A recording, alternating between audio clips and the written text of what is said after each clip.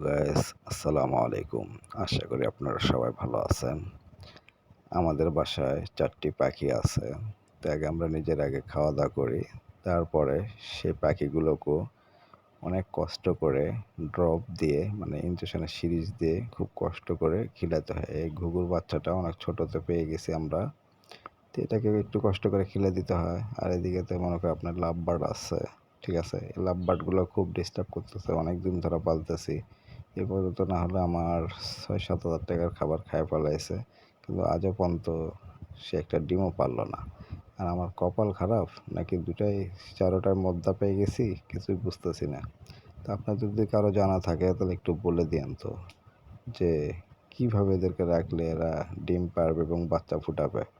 আমার অনেক লস হয়ে যাচ্ছে। ঠিক আছে? তো আপনাদের যদি কারো জানা থাকে তাহলে আমাকে একটু বলে দিয়েন। আমি সেইভাবে তাদেরকে লালন পালন করব। হুম? খাওয়ান গেছে যাক, কোনো সমস্যা নাই। কারণ বন্য প্রাণী, এরা অবলা জাত। এদেরকে যদি ভালোভাবে লালন পালন করতে পারি, তাহলে আল্লাহ